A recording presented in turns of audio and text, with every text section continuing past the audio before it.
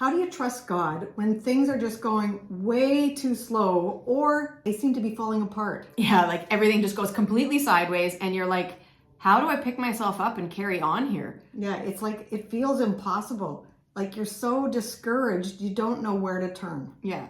Today we've got 5 things we want to talk about that are important things to do if you are in a season like of waiting or just needing to trust that God's gonna pull you through somehow, but you don't know how. It's like that song, He didn't bring us this far to leave us. Yeah. That's an old song, but the words are so powerful because it's like you and I, in our journey, sometimes we just feel like we're in the desert. Mm-hmm. And it's a long, hot wait. And sometimes we really, truly are. It doesn't just feel like it. Sometimes right. God has let us into or allowed a desert to come into our life or a waiting season or a hard time.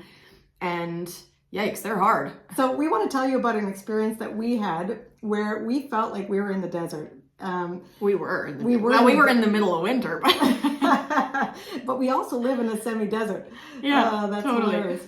So we're going to tell you about one of our experiences, but let's start with point number 1. What do you do when you're in this waiting time? Mm-hmm. I think one of the most important things that's been true in my life is that we have to surround ourselves with people who lift us up, but who we can also be real with and like authentic about what's happening with. Because if we are always trying to like make it seem like it's so good and everything's fine and we're just being that like fake happy positive and like, oh, everything's great, and we're never actually willing to say like, this is hard and I don't know how I'm gonna get through. Or we're not being real. Yeah. It seems like we're just this different person, but in front of people we're this different person, but then when we're by ourselves, we just like sink. Yeah, and fall apart. Yeah. So we have to surround ourselves with people that we can be real with.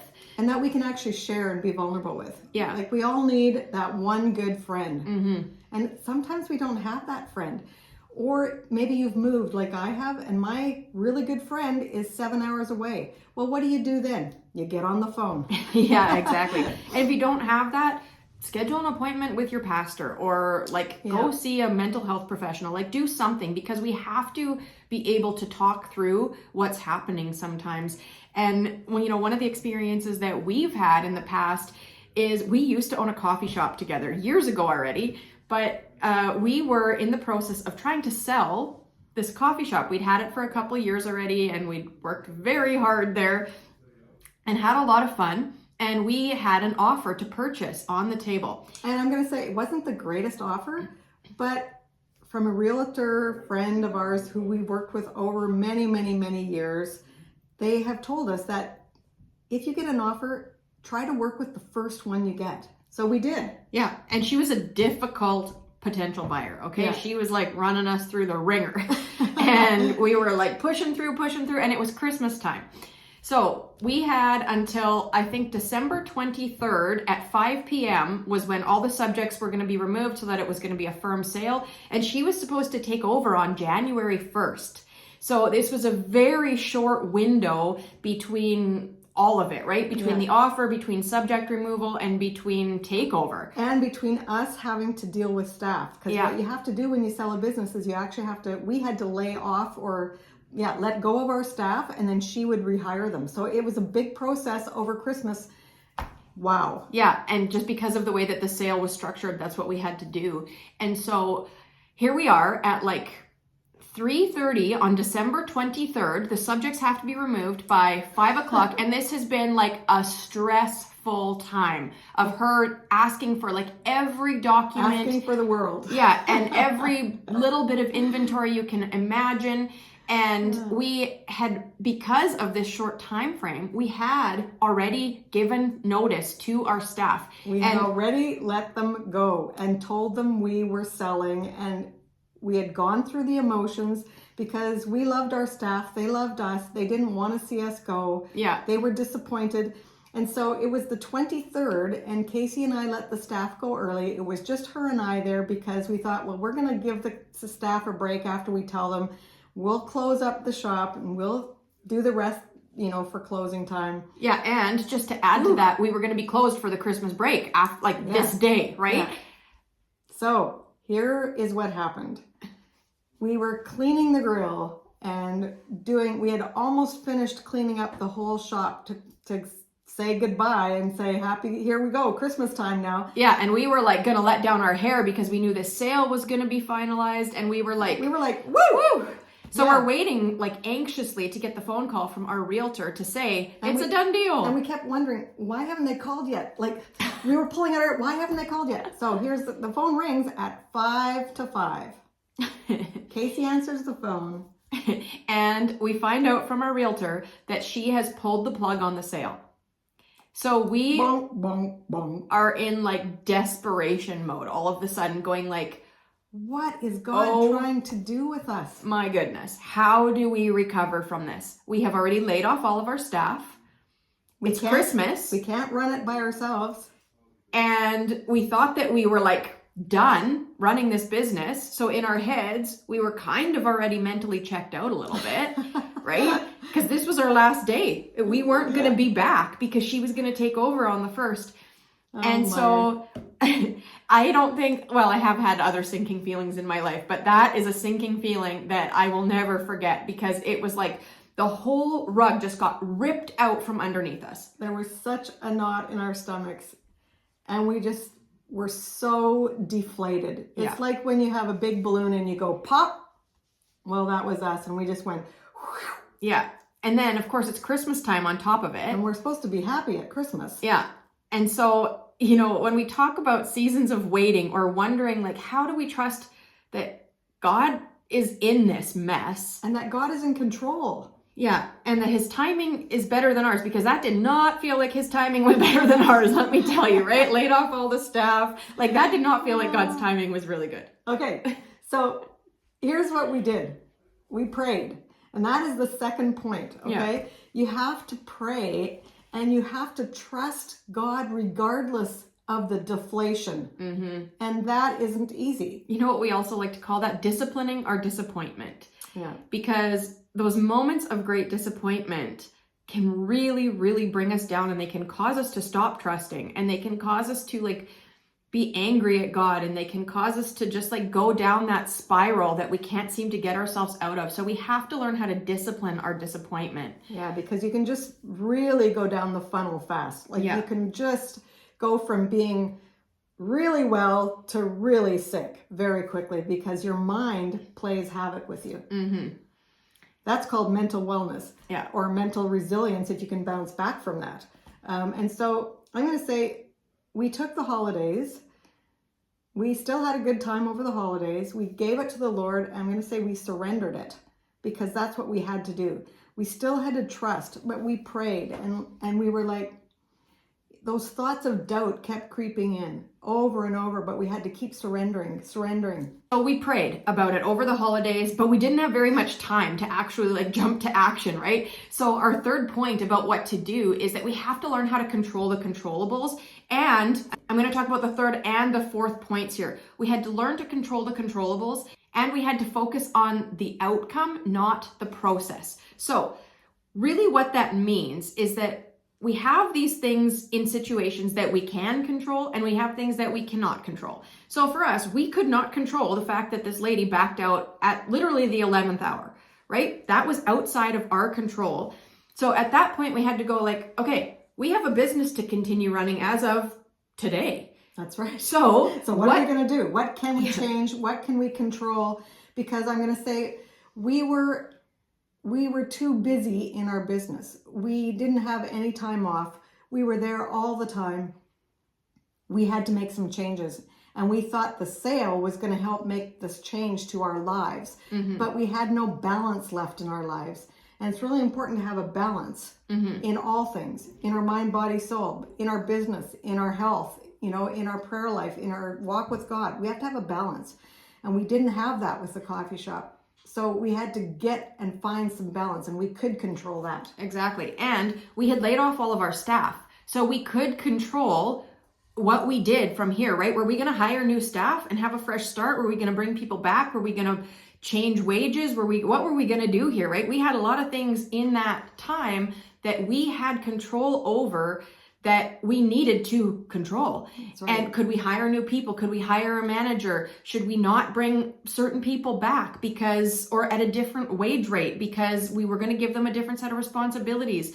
And so we had to learn how to control the controllables and how to let go of the things that we couldn't control. That's right. And so, in trusting God's timing, it doesn't mean that we don't have work to do. It doesn't mean that we don't have things to still be diligent about. Absolutely. And so I think when you find yourself in a season where you're like waiting or wondering what God is doing, you can't just like give up. And, prayer and all those things is important, but how does that saying go? We have to work like it depends on us and trust like it depends on God. I don't know if that's exactly right, but something along those lines, right? And I just want to say, we have to keep running the race well. God called us, and we knew that God was in our business, so we had to keep working for him and run the business as well as we could. Yeah. So we had to control the controllables, and we had to learn to focus on the process, not the outcome. Yeah. And so when we were in the midst of like figuring out how to move forward, we knew there were going to be some very challenging things, right? Like we made some difficult decisions with our staff. Oh yeah. Okay.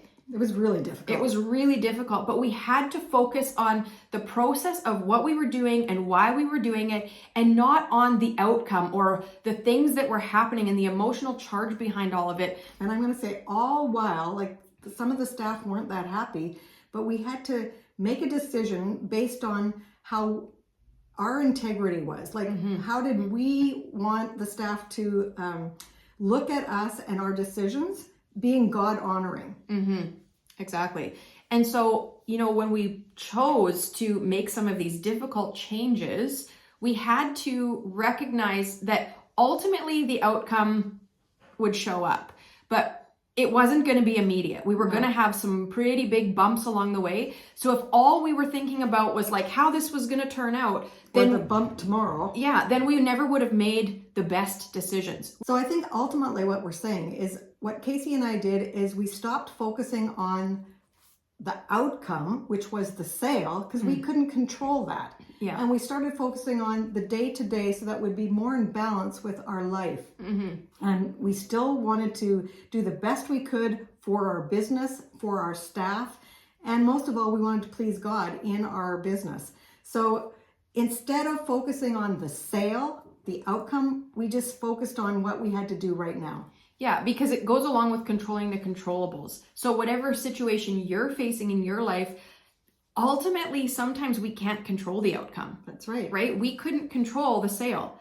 And there's things in your life that you can't control. Maybe you're waiting on a new job. You can't control whether or not you get hired, but you can control certain things about the process, and you can focus on doing each step of the process to the best of your abilities, right? So there's things we can control, there's things we can't, and we just have to focus on doing our best with what we can control. That's right. Here's another example. If you're trying to lose weight, you don't focus on maybe the 100 pounds down the road. You focus on what you're going to put into your body today for this meal and for the next meal.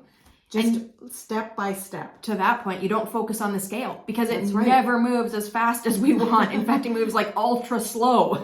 That's right. And so if we focus on that, we have to persevere. Exactly. And if we focus only on the scale or only on like what's way down the road, we get discouraged and then we don't want to continue.